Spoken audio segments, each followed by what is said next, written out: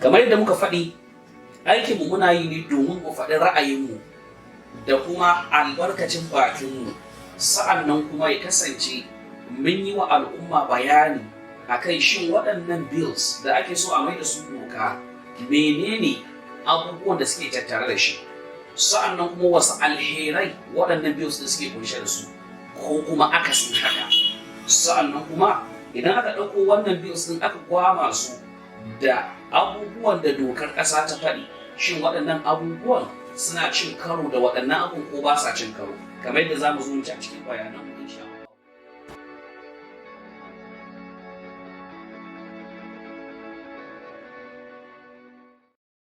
Da sunan Allah mai rahama mai jin kai,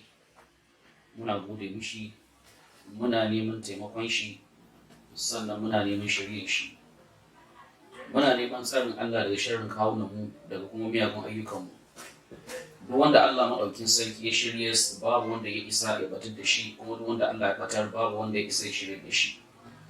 Ina mai shaidawa cewa babu an bauta da gaskiya sai Allah, kuma Annabi Muhammad bawan Allah ne kuma manzansa ne. Bayan haka, wannan video clip ɗin da kuke kallo yana zuwa muku ne kai tsaye daga Kamal Jabba Anko, wanda kamfani ne na lauyoyi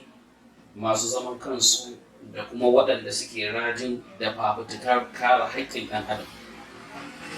wanda kamar yadda muka yi alkawari cewa za mu zo da wasu bills wanda ake so a mai da su doka domin yi bayaninsu ga al'umma, sa'annan kuma mu haɗa su da dokar ƙasa domin mu gani shin wannan provisions ko contents ɗin na waɗannan bills ɗin sun dace da dokar ƙasa ko ba su dace da dokar ƙasa ba. Amma kafin mu je kai tsaye zuwa ga wannan bayanai, akwai muƙaddimomi wanda za mu yi. Na farko shine yana da kyau kowa ya gane cewa wannan video clip da muke yi da kuma wannan bayanai da muke yi ba muna yi bane don mu ci mutuncin kowa, sannan kuma ba muna yi bane don mu tunkari kowa kuma mu kaskantar da kowa. A'a, muna yi ne ba don komai ba saboda mu faɗakar, mu wayar da kan al'umma akan abun da waɗannan biyu suke kunshe da su, mu ji ra'ayoyin al'umma kafin gwamnati ta kai da sa musu hannu a mai da su doka. Domin kamar yadda muka sani cewa mu 'yan Najeriya ne kuma haifaffun jihar Kaduna, muna da 'yanci wanda dokar ƙasa ta bamu da mu fito mai waɗannan bayanai, kuma duk wani ɗan ƙasa ma ba mu kaɗai ba yana da wannan 'yanci, yana da wannan dama domin ya fito ya faɗi ra'ayin shi matsawar bata saba wa dokoki na ƙasa ba ko jiha ba. Kamar yadda muka sani cewa dokar ƙasa ita ce wacce take constitution da take kunshe a cap 23 ko C23 Laws of the Federation of Nigeria 2004, ta ba da dama a sashi na 39 ƙaramin sashi na 1 da na 2 akan cewa duk ɗan ƙasa yana da dama, yana da iko ya fito ya faɗi ra'ayin shi sannan ya yaɗa wannan ra'ayin nashi. Kai tsaye wannan constitution ne na ƙasa gaba ɗaya wadda take 1999 constitution as amended, wanda a sashi na 39 kamar yadda aka faɗi ko take faɗi take cewa every person shall be entitled to freedom of expression, cewa kowane ɗan ƙasa yana da dama, yana da haƙƙi na ya fito ya faɗi albarkacin bakin shi, including freedom to hold opinions. In fact, yana da dama ma ya riƙe ra'ayin shi and to receive and impart, kuma yana da dama ya saurari ra'ayin wani har ya riƙe ra'ayin wani, ko kuma shi ma ya kasance ya faɗi ra'ayin shi wani ma ya saurara kuma ya riƙe ra'ayin shi. Ideas and information without interference. Ideoyin shi ma'ana da bayanai da kuma abin da yake ra'ayin shi ba tare da kowa ya shigo cikin wannan al'amarin nashi ba. Sa'annan kuma bayan da wannan doka ta ƙasa ta faɗi wannan, an samu hukunce-hukunce na kotun koli wanda ta yi 1990 kamar misali a case din Dean versus African Newspapers of Nigeria Limited 1990 Law Pavilion Electronic Law Report a part 947,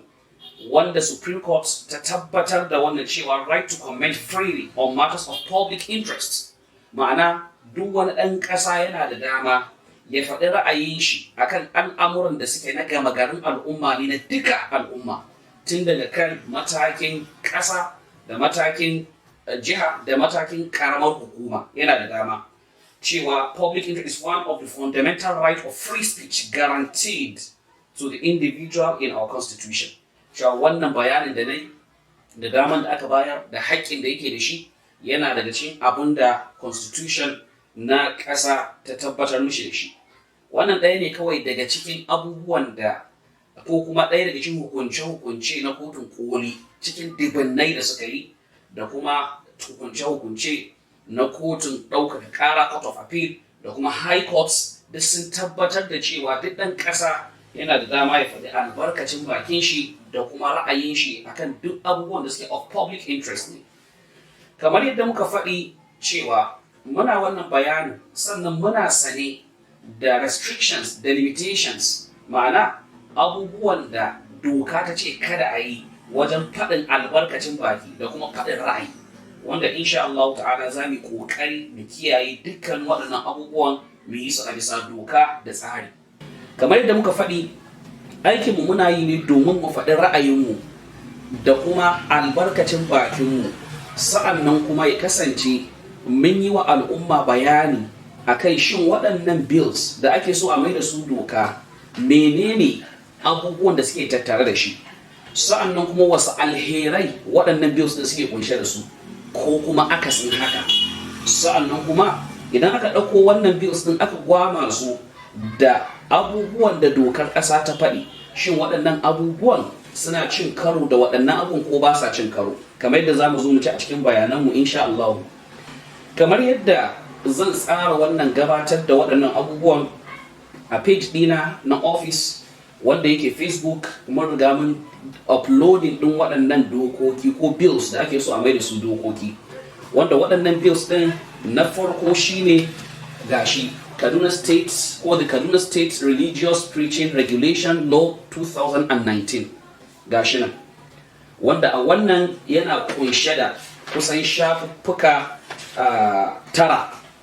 da kuma bayanai ne akan abubuwan da suka shafi Kaduna State Religious Preaching Regulation, ma'ana kafin kai wa'azi ga abubuwan da jiha take so ka yi, ga abubuwan shari'ai da aka faɗi kafin ka cancantu, da kuma wajen da ake wa'azin karan kanshi. Duk za mu zo mai mutane bayanai insha Allah, wanda shine general introduction ɗinmu zai ɗauki wannan. Sa'annan kuma abu na biyu da za mu tsokaci a kai shine a bill for a law to prohibit the itinerant pupil, that is Almajiri system of education in Kaduna State and other related matters. Za mu zo mu bayani akan dokar da ake so a sa wa hannu ko bill ɗin da ake so a mai da shi doka, da zai bayani akan hana almajiranci na yawace-yawace da kuma abubuwan da suka shafi abubuwa da suke kusa da makarantar irin wannan, wanda na farko in Allah da za mu yi general introduction, sa'annan na biyu za mu zo mu bayani akan statement of facts, ma'ana menene abun gaba ɗaya kunsa, sannan na biyu ko na uku za mu yi analysis of the contents of the bills. Za mu zo mu analyzing, mu ɗauko ɗaya bayan ɗaya kowane sashi ɗaya bayan ɗaya, mu bayanin shi sannan mu fassara me yake nufi. Sannan na uku ko na hudu za mu yi right of religion ko freedom of religion provided, enshrined in the Constitution of the Federal Republic of Nigeria. Za mu zo mu bayani akan haƙƙi da kuma 'yanci na yin addini wanda dokar ƙasa ta ba da dama a kai. Sannan na biyar ko na shida, comparison between the constitutional provisions, other statutory provisions, judicial authorities, and the bills. Sai mu ɗauko waɗannan dokoki da ake so ko bills da ake so a mai da su doka, sai mu haɗa su da provision na constitution na Nigeria da kuma wasu dokoki da aka yi da kuma ra'ayoyin kotu, hukunce-hukuncen kotu tun daga kotun koli da kotun ɗaukaka ƙara da kuma state high courts mu gwada su da abubuwan da waɗannan bills ɗin suka faɗi domin mu ji shin waɗannan sun dace ko ba su dace ba. Idan sun dace sai mu ce to menene za a yi a gaba, idan kuma ba su dace ba to menene way out, wanda daga ƙarshe za mu kawo recommendations ɗinmu insha Allah, mu kawo shi menene ya dace da shawarwari da kuma rufewa shine conclusion. Jama'a wannan shine muqaddima ta farko wanda muka yi akan wannan, wanda zan dan fassara zuwa ga turanci in Allah ya so yarda. What we are saying in essence is that we have made a comments on our Facebook platform. What we are saying, we are making this program directly from our law office of legal consultants and solicitors, Kamal Jabba and Co., located and situated at Kabama, Zaria, Kaduna states. We have made an undertaking and we promised to make a program discussing extensively the constitutionality or otherwise of the Kaduna State Religious Preaching Regulation Law 2019 and a bill for law to prohibit the itinerant pupil, that is Almajiri system of education in Kaduna State and other related matters. Our general introduction is we are relying strongly under the provisions of the Constitution of Federal Republic of Nigeria, particularly Section 39, Sub 1 of the Federal Republic of the Constitution of the Federal Republic of Nigeria as amended in 1999 as amended. This very provision states, and I quote, "Every person shall be entitled to freedom of expression, including freedom to hold opinions and to receive and impart ideas and information without any interference." The Supreme Court of Nigeria has equally reiterated this position and affirmed this position in the case of Dean versus African Newspapers of Nigeria Limited, reported in 1990, Low Pavilion Electronic Law Reports at 947, where the court states, I quote, "Right to comment freely on matters of public interest is one of the fundamental rights of free speech guaranteed to the individual in our Constitution. It is so dear to the Nigerian and of vital importance and relevance to the rule of law, which we clearly treasure for our personal freedom." This position was equally stated by the Court of Appeal in the cases to be cited as follows: Avioma versus COP and another, reported in 2014, Low Pavilion Electronic Law Reports, and the case of Okafor and another versus Ntoka and others, reported in 2017, Low Pavilion Electronic Law Reports, parts 42794. The Court of Appeal also reiterated this position where it mentioned the provision of Section 39 of the Constitution of Federal Republic of Nigeria are clear and unambiguous to the effect that it guarantees to every citizen of this country that every citizen of this country shall be entitled to freedom of expression, which was extended to include the freedom to hold opinion and pass information without interference. This freedom presupposes free flow of opinion and ideas essential to sustain the collective life of citizenry. We are not also unaware of the fact that there are restrictions to this very provision as provided by Section 39, subsection 2 and 3, paragraph A and B of the Constitution of the Federal Republic of Nigeria, and we shall abide by those provisions. The reason for this introduction